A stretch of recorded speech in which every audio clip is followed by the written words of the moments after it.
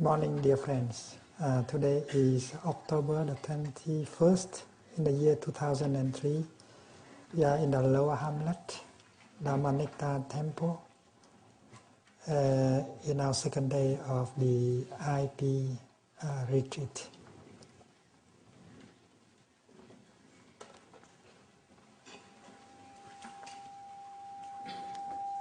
Our intention is not to give you ideas.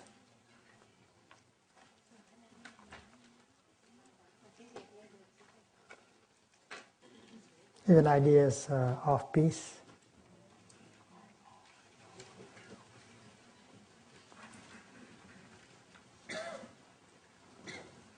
Our idea is, our intention is to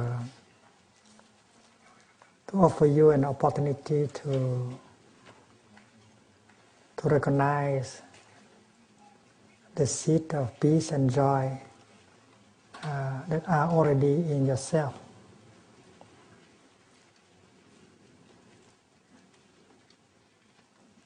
A Dharma talk is like a cloud, a rain.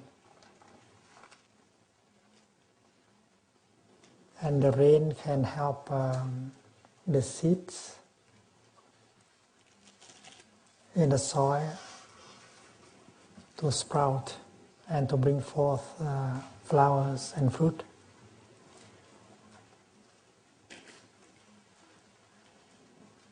The rain is not the seeds, but the rain can help the seed to sprout and bring forth the flowers of understanding, the flowers of peace, the flowers of joy. That is why it's not my intention to give you ideas. It is not your purpose to come here and receive ideas and put it in a notebook.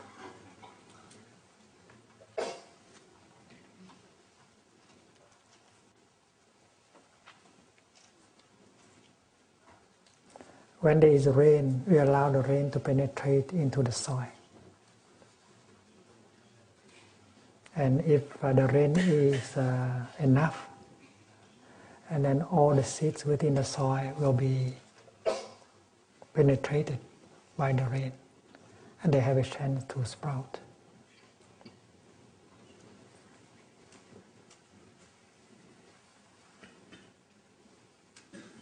So during a talk like this, we don't need to do anything. We don't need to try to understand, or to try to record what is being said. In a talk like this, you just allow yourself to be penetrated by the rain. And suddenly you find that the seed of understanding, wisdom, and love in you sprouted. There's nothing whatsoever to do. Just sit there and allow the rain to penetrate. And you have to believe that the seed of peace, the seed of joy, the seed of happiness are already in you. The seed of the kingdom of God is in you. It's not outside of you. If you think that God is outside of you, and if you are looking for Him or for her, you never encounter God. It's like a wave running to search for water. She never encounters water. She has to go home to herself with a strong conviction that the water is within, and then there is a chance. You are not looking for something outside. When the brothers and sisters came up this morning to chant, they did not address these words to someone outside of them. That someone may be the Buddha, Bodhisattva, or God. No, they are not addressing God outside of them at all. And they know that. And this chanting is only a kind of rain in order to water the seeds of understanding of peace within themselves. And when we stand up and bow to this direction, that does not mean that the Buddha, God, is in this direction at all. When we bow like that, it touches the ultimate in us. It touches the good, the beautiful, the true in us. Doesn't mean that we believe that there is nothing in here, there is something on that direction. And if you believe that there's something on that direction, you are wrong. There's nothing whatsoever in that direction. Although there is a statue, Buddha statue sitting in, that is only a block of rock. It's not the Buddha. The Buddha is the capacity of understanding and loving that is in every cell of our body. So let us not be fooled by the form.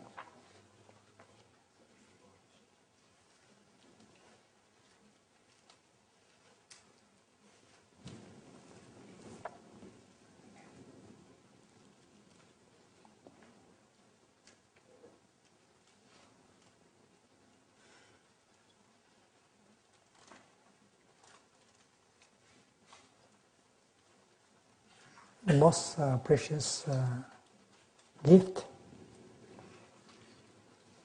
we can offer to the person we love is our energy of understanding and love.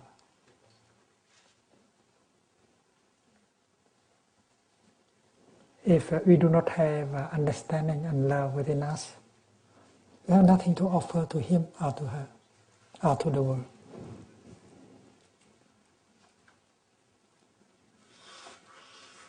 But how to cultivate understanding and love?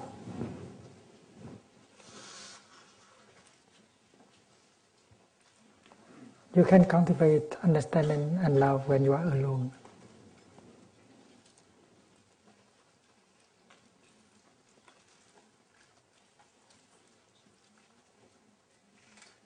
To be alone does not mean that you have to cut yourself off from society and go to a mountain and live in a cave. To live alone means you always are yourself. You do not lose yourself. You sit in the marketplace and yet you can be alone. You never lose yourself. You are always yourself. You are the boss. You are not a victim.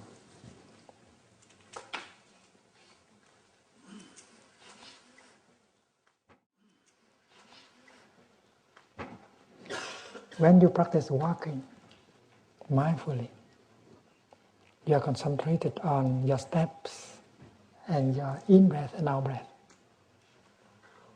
Even if you are walking with 200, 300 people, you are still alone. Because mindfulness and concentration are in you. And every breath, every step nourishes you and enriches you and bring you the energy of understanding, of love. Because if you are not yourself, you cannot love. You cannot offer anything. To live alone, to be alone means to come home to yourself and become the master of yourself and not to allow yourself to be carried away. And this is the practice of mindful walking, mindful breathing that can help you to always come home to yourself so that you can get the nourishment, you can cultivate awareness, understanding, and love. Because understanding is the foundation of love. If you don't understand, you cannot love. If you cannot understand yourself, you cannot love yourself. If you cannot understand him, you cannot love him. If you cannot understand her, you cannot love her. So understanding is the other word for love. Suppose your partner, you don't understand her. You then don't understand anything about her. You don't understand her suffering, her difficulties, her deepest aspiration. How can you say that you can love her? And how can you understand her? You have to be yourself. And when you look at her, you begin to see her suffering, to see her difficulty, to see her deepest aspiration. If you are not yourself, how can you listen? How can you see deeply like that? And when understanding is there, love is possible. Love is the water that springs from the source of understanding.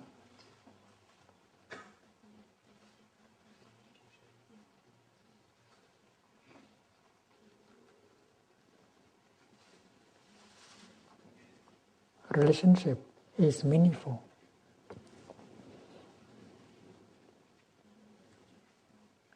Only when each person is himself, is herself. If you are empty, if the other person is empty, you don't have anything to offer to each other. Empty of what? Empty of understanding, empty of love, empty of beauty, empty of truth. And that is why we have to nourish us. That is why we have to be ourselves.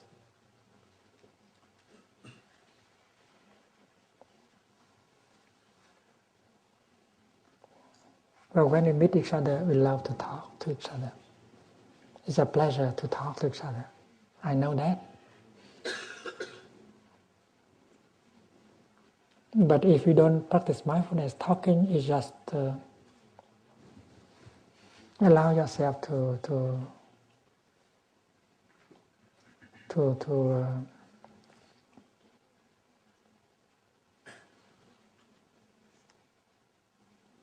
be carried away by the talking.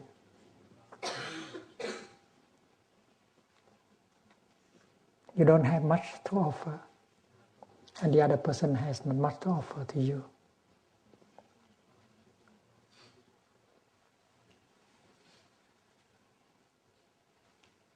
Of course, when you have something in you, very precious, you can share, you can offer. And talking is one of the ways to offer, to express yourself. But if you have only empty ideas, that's not a true gift. You might have opinions and ideas about everything. But that's not what the other person needs. What the other person needs is your understanding, your love, your insight. Your insight not as ideas, but as a living reality. You embody insight, you embody compassion and joy. And that is why relationships become meaningful.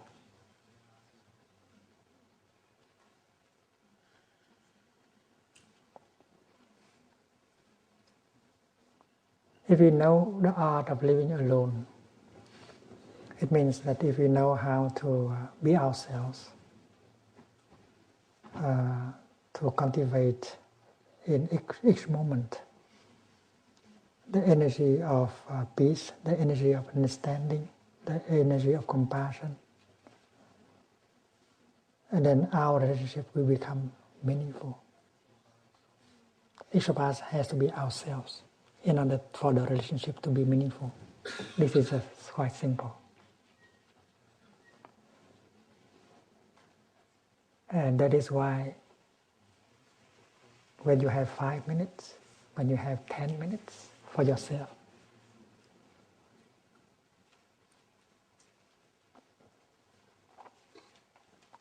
you you profit from these 5 or 10 minutes in order to enrich yourself,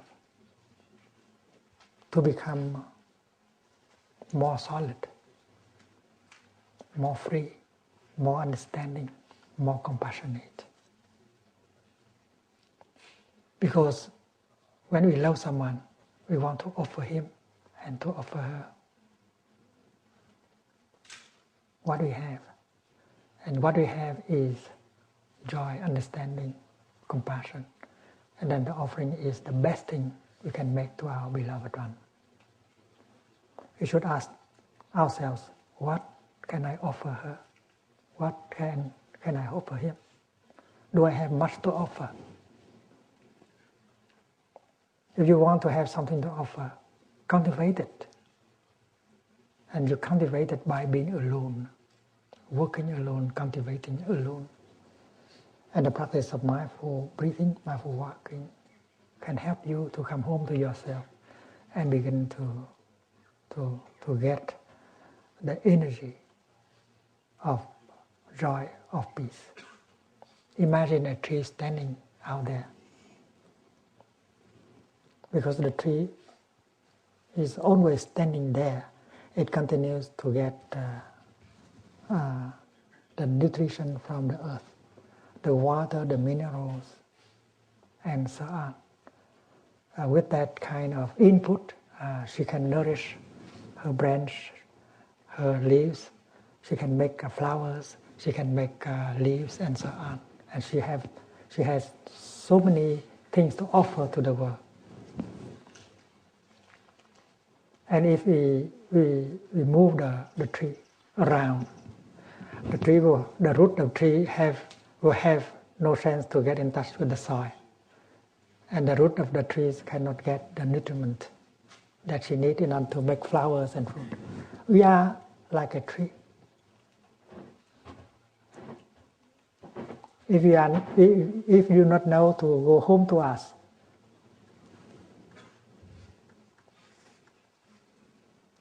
to become fully present, to have a chance to cultivate, to practice looking deeply and listening deeply. And then we cannot get the nutriment for ourselves. We don't have much in order to offer to the person we love. In our retreat, we always have time for discussion.